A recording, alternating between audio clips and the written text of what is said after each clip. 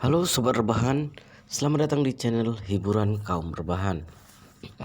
Admin akan menghibur kalian melalui membacakan sebuah novel yang berjudul The History of Yi-Chen, di mana novel ini sangat menghibur untuk diikuti dari awal sampai akhir. Pastikan teman-teman sudah subscribe channel ini dan aktifkan lonceng notifikasinya agar tidak ketinggalan update terbaru dari channel ini. Jika kalian menyukai video seperti ini, jangan lupa di like.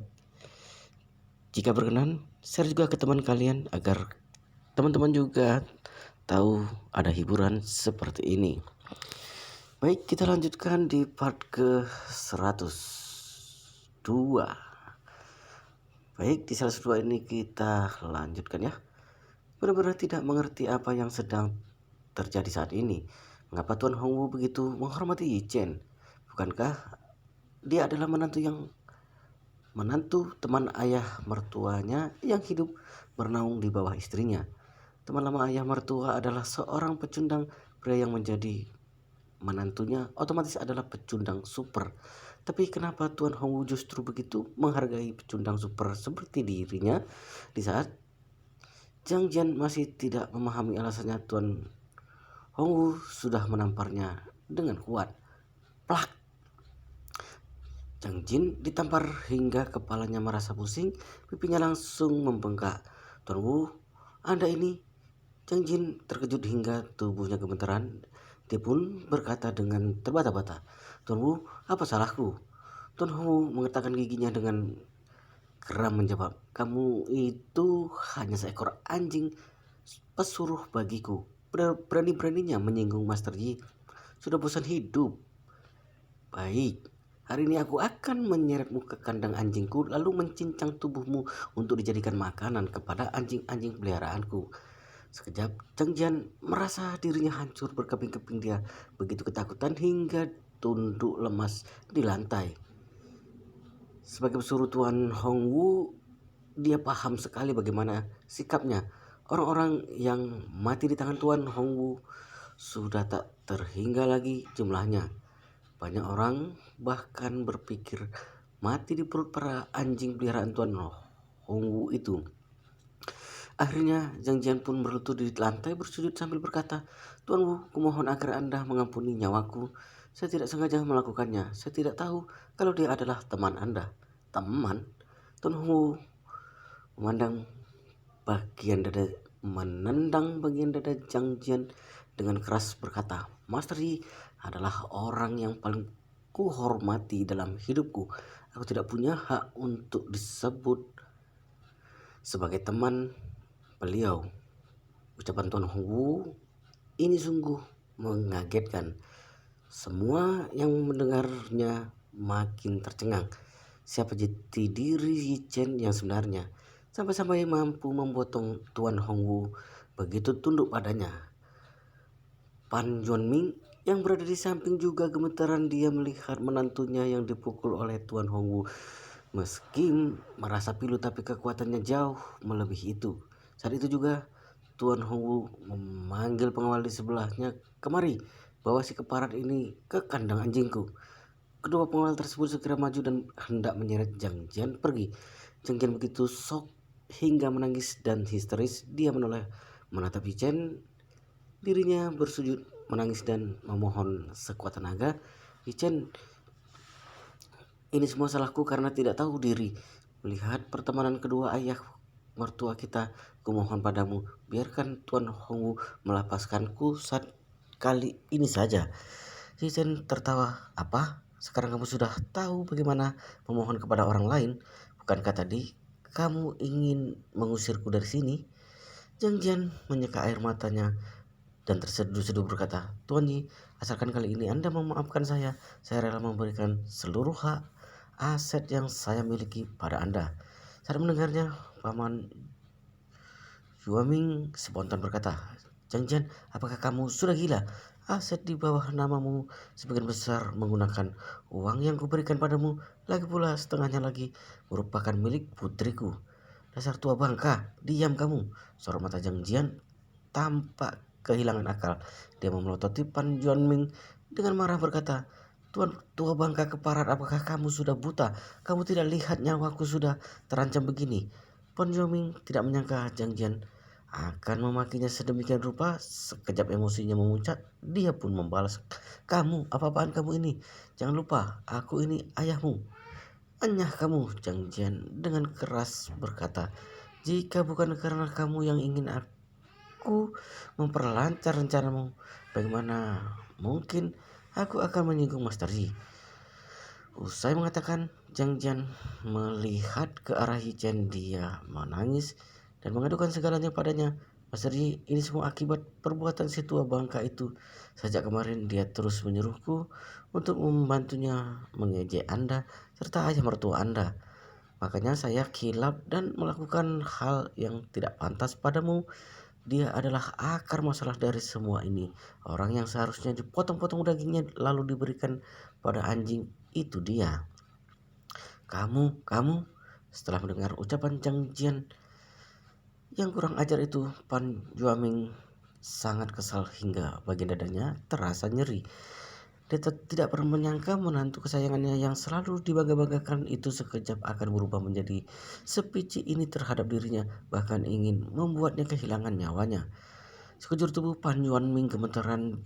Dia dengan marah berkata, Zhang Jian, aku benar-benar sudah buta. Bisa-bisanya menyerahkan putriku pada pria yang tidak tahu balas budi sepertimu ini. Di saat seperti ini, bagaimana mungkin Zhang Jian masih mempedulikan Pan Yuanming sebagai ayah mertuanya? Jadi dia begitu takut pada Yi Chen. Dia takut bahwa Tuan Hongwu sungguh akan membunuhnya. Jika benar demikian, maka posisi dalam keadaan bahaya. Bila hari ini harus ada satu orang yang mati di sini, Zhang Jian lebih rela kalau orang tersebut adalah ayah mertuanya, bukan dirinya. Lagi pula masalah hari ini berawal dari perbuatan ayah mertuanya. Kalau bukan karena mertuanya yang terus-menerus menyuruhnya mencari masalah dengan Xiao Changkun serta menantunya Zhang Jian, tidak mungkin akan berakhir begini. Pada akhirnya Zhang Jian menuju ke arah Pan Yuanming dengan marah berkata, Pan Yuanming, dasar tua bangka, sialan. Hari ini aku telah bersalah pada Tuan Yi serta Tuanmu karena menerima perintah darimu. Oleh karena itu, orang yang seharusnya mati itu kamu. Atas dasar apa menyuruhku mewakilimu untuk mati? Brengsek. Pan Yuanming buru-buru mengibaskan tangannya, kemudian berkata pada Yi Chen, wah, Yi Chen, kamu jangan sampai percaya perkataannya yang sembarangan itu. Aku sama sekali tidak menyuruhnya untuk mencari masalah dengan kamu serta ayah mertuamu. Dia yang berinisiatif mencari gara-gara denganmu. Kamu jangan dibuat bingung olehnya. Zhang Jian menyinggir dan berkata, Tuan Yi, Anda harus berpikir dengan baik. Coba pikirkan kembali. Saya tidak punya dendam apapun dengan Anda. Lantas untuk apa mencari masalah dengan Anda? Ini semua karena si tua bangka Pan Yuanming yang selalu cemburu dengan ayah mertua Anda. Dia tidak puas karena ayah mertua Anda berhasil mengait hati wanita pujaannya. Selama bertahun-tahun dia tidak pernah merelakan, makanya selalu menaruh dendam pada ayah mertua Anda. Kemudian dia meminta bantuanku untuk melawan kalian berdua. Sekarang dia ingin lepas tangan dari seluruh perbuatannya tanpa malu sedikit pun. Anda tidak boleh melepaskannya begitu saja. Yi Chen mengangguk-angguk lalu dengan datar berkata, kamu tenang saja, takdir si tua bangka ini akan sangat tragis. Selain memanfaatkan kekuasaan jabatan dan menyelewengkan jumlah uang yang besar, dosanya itu sudah cukup membuatnya mendekam di penjara. Aku yakin dalam hari ini dia akan segera ditangkap. Setelah mendengarnya, Pan Yuanming langsung tertegun sejenak. Sekejap kedua kakinya terasa lemas. Dia tersungkur di atas lantai dan mulai memohon, Yi Chen, kumohon jangan siksa paman begini. Tubuhku yang sudah tua ini tidak akan bertahan lama lagi. Terimalah sujudku ini, jangan jebloskan paman ke penjara. Yi Chen tidak menghiraukannya. Dia memandang Zhang Jian dengan datar bertanya, apakah kamu ingin aku mengampuni nyawamu? Zhang Jian segera menganggukkan kepalanya lalu menjawab, mohon balas kasihan Tuan Yi. Yi Chen berkata, aku bisa mengampuni nyawamu, tapi seperti yang kukatakan tadi, aku ingin melihat adegan seorang menantu yang menghajar ayah mertuanya sendiri. Jadi kamu seharusnya sudah tahu harus bagaimana kan? Jang Jian tentu sangat memahaminya. Sejak awal dia sudah sangat membenci Pan Yuanming. Jadi dia sama sekali tidak peduli bila dirinya adalah ayah mertuanya. Dia memberontak dari penjagaan para pengawal Tuan Hongwu, menerjang ke arah Pan Yuanming kemudian meninju wajahnya. Usia Pan Yuanming sudah tua, tinju tersebut membuatnya merintih kesakitan dan tersungkur ke lantai. Di satu sisi hati Zhang Jian penuh dengan kebencian, di sisi lain dia juga berharap dapat memberikan penampilannya yang terbaik. Dengan demikian, dia dapat meredakan kemarahan Yi Chen terhadapnya. Jadi dia sama sekali tidak berbelas kasihan pada ayah mertuanya itu. Zhang Jian memukul Pan Yuanming tanpa kenal ampun, bahkan menghajarnya hingga babak belur. Pan Yuanming hanyalah orang tua biasa, mana mungkin sanggup melawannya. Zhang Jian duduk di atas tubuhnya, menekan kepalanya sambil menggebuki wajahnya dengan brutal. Pan Yuanming merintih kesakitan dan terus-menerus meminta ampun padanya. Namun di saat seperti ini, bagaimana mungkin Zhang Jian akan menggubrisnya? Selanjutnya, Zhang Jian pun mengumpatnya. Dasar keparat, walau dirimu mati itu pun masih belum cukup untuk membayar dosamu. Akan kuhajar kamu hingga mampus. Tangan Jiang Jian tak berhenti melayangkan pukulannya, membuat Pan Yuanming pingsan karenanya. Kemudian dia menampar pipi Pan Yuanming untuk membuatnya sadar kembali. Teman-teman Pan Yuanming tercengang melihatnya, tak ada yang berani melerainya, sedangkan Xiu Chang pun tampak puas. Akhirnya dendamnya terbalaskan, membuat dirinya penuh dengan semangat.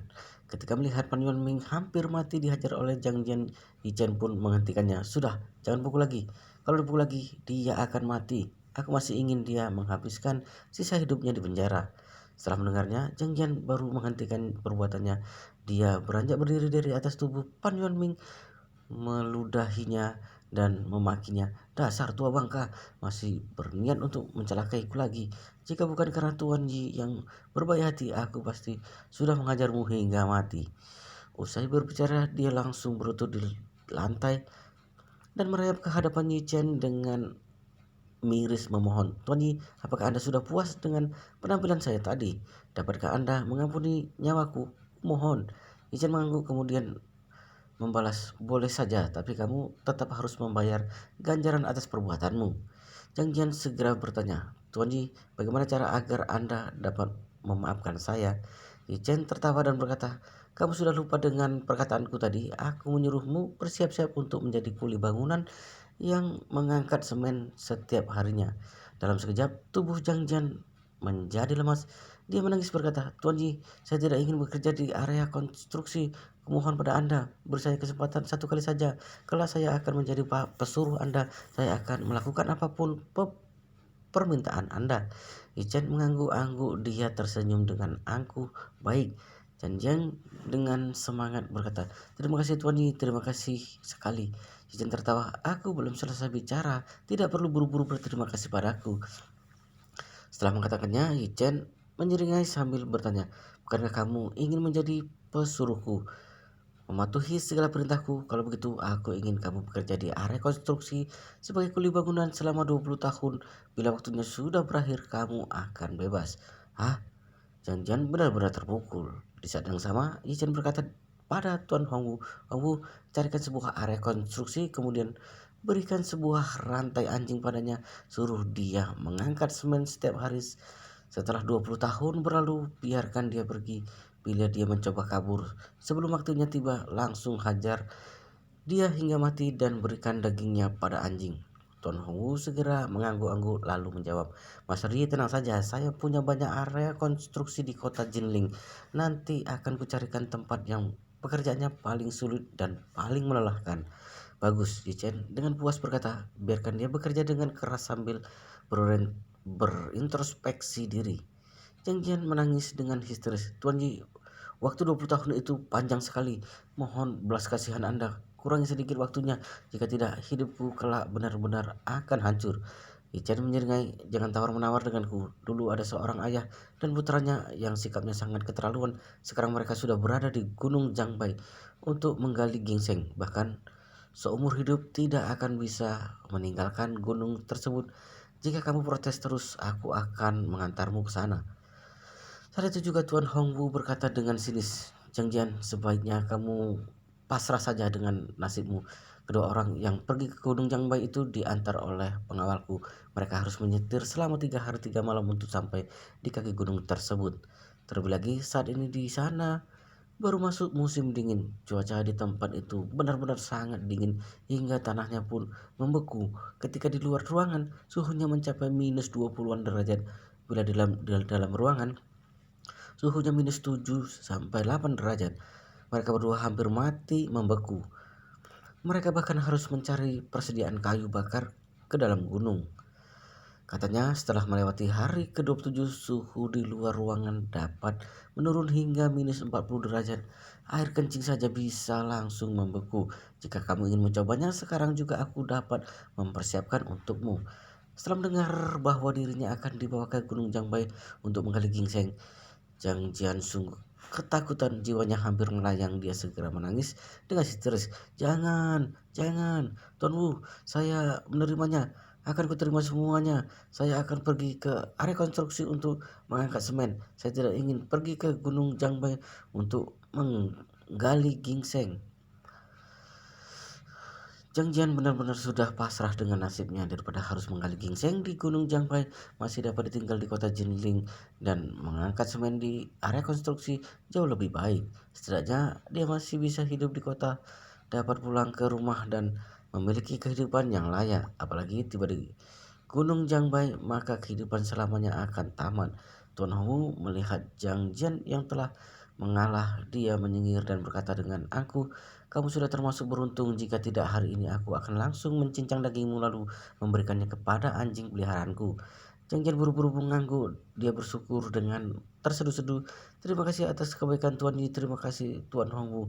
Hongwu pun berkata pada anak buahnya, bawa dia ke area konstruksi di Kabupaten Jintan.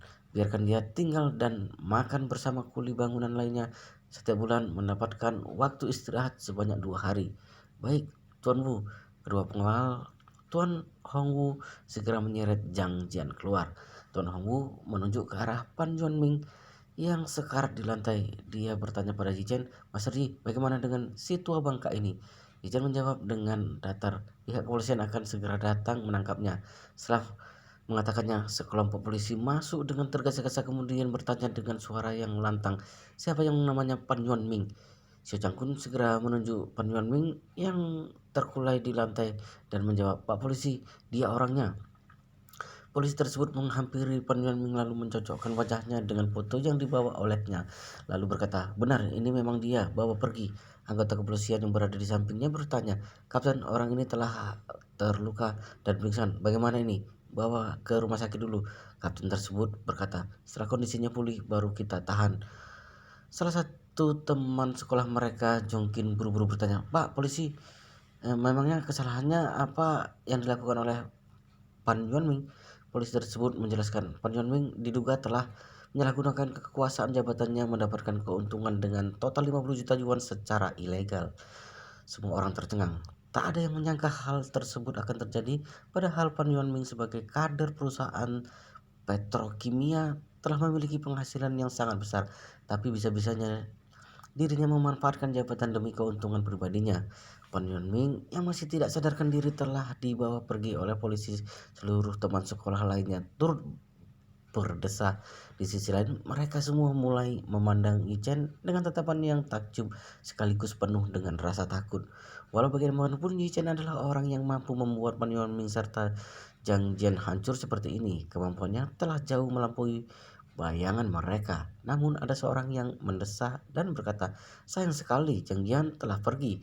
Ronde 2 ini jadi gagal, apakah kita bubar saja?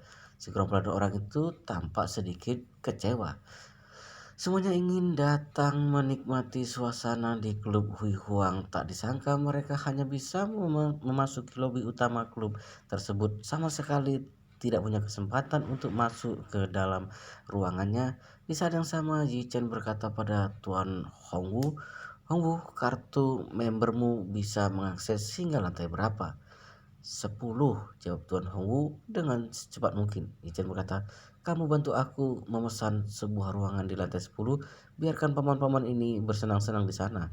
Ton Hongwu bertanya dengan heran, Mas Ri, bukankah Anda memiliki kartu Supreme? Yi Chen mengibaskan tangannya menyuruhnya untuk diam. Klub Huang hanya mengeluarkan sebuah kartu member Supreme. Selain dapat pergi ke lantai 15 setiap saat, seluruh biayanya juga gratis. Yi Chen tak ingin membiarkan ayah mertuanya Xiu Changkun tahu bahwa dirinya memiliki kartu tersebut. Bila demikian, dengan watak Xiu Changkun, setiap hari dia pasti akan meminta Yi Chen untuk membawanya kemari, menggunakan segala cara untuk mendapatkan kartunya, lalu membawa teman-temannya datang ke sini dan memamerkan kebolehannya. Oleh sebab itu, sebaiknya Yi Chen tidak memberitahukannya. Tuan Hou langsung mengerti maksud Yi Chen. Dia segera mengeluarkan kartu membernya sendiri, menyodorkannya pada pelayan resepsionis, kemudian berkata, aku ingin pesan sebuah kamar ukuran besar di lantai 10. Semua biayanya akan kutanggung. Pelayan tersebut menerima kartu itu dengan penuh sopan, kemudian tersenyum berkata, kamar 1008 di lantai 10 sudah dipersiapkan untuk Anda. Silakan masuk. Lokasi di sana sangat luas, dapat menampung hingga 30 orang. Tuan Hongwu mengangguk-angguk, kemudian dengan hormat berkata pada Yi Chen, Mas Ri, Anda sudah boleh naik ke atas bersama yang lainnya. Yi Chen berkata pada semuanya, paman-paman sekalian, temanku telah menyiapkan kamar 1008 di lantai 10 untuk kita. Hari ini semua biaya akan ditanggung olehnya. Sekarang silakan semuanya mengikuti pelayan untuk naik ke atas. Mereka semua tak menyangka masih ada kesempatan sedemikian rupa lagi. Sekejap mereka langsung bersorak gembira. Banyak orang yang mengira bahwa mereka hanya akan pergi ke lantai 7 Klub Hui Huang. Tak ada yang menduga bahwa mereka akan naik ke lantai 10. Sungguh suatu kebahagiaan yang besar. Si Cakun juga sangat senang. Dia tersenyum berkata, menantuku memang yang terbaik, tidak seperti Zhang Jian hanya pandai membual. Seluruh orang juga turut memberi sanjungan. Wah, Yi Chen, ternyata kamu begitu hebat. Si Cangkun sungguh beruntung memiliki menantu sepertimu. Yi Chen tersenyum tipis. Kalian semua terlalu memujiku. Sebenarnya aku tidak ada apa-apanya, hanya sekedar mengenal beberapa orang teman saja. Sebaiknya kalian semua segera naik ke atas dan bersenang-senang. Si Cangkun bertanya kepadanya, Yi Chen, kamu tidak naik? Yi Chen menjawab, aku berbincang dulu dengan Hongwu, ayah dan paman yang lainnya naik saja dulu. Baiklah, si Cangkun menganggukkan kepalanya. Setelah berterima kasih pada Hongwu, dia baru naik ke lantai atas bersama teman-teman sekolahnya. Usai semuanya naik ke atas, si Chen bertanya pada Hongwu, bagaimana dengan persoalan Kobayashi Ichiro kemarin? Apakah kamu sudah mengurusnya sesuai dengan perintahku? Hongwu segera menjawab, tenang saja, Master Yi, saya sudah mencari ahli editor gambar terbaik. Bahkan memperkerjakan seorang teknisi properti dari Universitas Sinema membuat sebuah video rekayasa Kobayashi Ichiro yang sudah tewas dan mengirimkan pada Kobayashi Ichiro. Kini dia sudah percaya sepenuhnya. Bagus, Chen tersenyum lalu berkata, jaga Kobayashi Ichiro dengan baik beberapa waktu ke depan, antar dia ke Jepang untuk merebut aset keluarga. Tapi sebelum itu buat dia menandatangani sebuah surat perjanjian denganku dulu. Setelah berhasil membuat aset keluarga, aku harus mendapatkan jatah sebanyak 80%. Hongwu mengangguk-angguk kemudian menjawab, baik Mas Serji, saya mengerti. Saat kembali saya akan menjelaskan semuanya padanya. Yi Chen mengiyakan dan berkata, kamu telah melakukan pekerjaanmu dengan baik. Sekarang pulanglah dulu, aku harus ke atas untuk menemani ayah mertuaku dengan yang lainnya. Baik, Hongwu mengangguk dengan hormat lalu berkata, Mas Serji, saya pergi dulu. Jika ada masalah lain, setiap saat Anda boleh menghubungi saya. Yi Chen sedang menunggu lift untuk naik ke lantai 10. Ketika pintu lift terbuka, Song Wanting dengan dandanan yang cantik berjalan keluar dari dalam lift tersebut. Yi Chen sungguh tak menyangka akan berpapasan dengannya di tempat ini. Hari ini Song Wanting terlihat sangat mempesona. Wajah rupawan yang dirias dengan kosmetik itu makin tampak anggun dan membuat orang mabuk kepayang melihatnya. Dia mengenakan setelan gaun ketat hitam yang pendek ketika begitu terlihat begitu cocok di tubuh rampingnya yang elok itu, ditambah dengan kedua pahanya yang mulus dari ujung kepala hingga ujung kaki. Dirinya sangat sempurna. Rambut panjangnya yang digerai di belakang lehernya juga membuatnya tampak lebih dewasa, bahkan jauh lebih cantik. Hal yang membuat Chen shock adalah aroma parfum dari tubuhnya yang begitu elegan, membuat orang yang menciumnya langsung merinding dalam sekejap. Melihat penampilan Song Wanting yang menawan hati, Chen memang sedikit takjub. Sebaliknya, Song Wanting justru terlihat senang. Jauh di lubuk hatinya, dia begitu merindukan Chen. Tidak disangka setelah pintu lift terbuka, Chen justru telah muncul di hadapannya. Dia tidak mampu menyimpan kesenangan pada dirinya. Tampangnya seperti seorang wanita yang sedang kasmaran. Dia bertanya dengan suara yang penuh manja, "Mas Arji, kenapa Anda bisa kemari? Mengapa tidak memberitahuku terlebih dahulu? Jika demikian saya akan menyambut kedatangan Anda secara langsung." Apakah yang akan terjadi di cerita selanjutnya, guys? Kita akan lanjutkan di video berikutnya. Untuk part ini kita akhir di sini dan kita lanjutkan di video berikutnya untuk part berikutnya. Tapi pastikan kalian sudah subscribe channel ini untuk mendapatkan notifikasi agar admin upload video terbaru. Jika kalian menyukai cerita seperti ini, jangan lupa like. Jika berkenan, share juga ke teman kalian agar teman kalian juga mendapatkan informasi hiburan seperti ini. Oke, kita lanjut di part berikutnya di video berikutnya.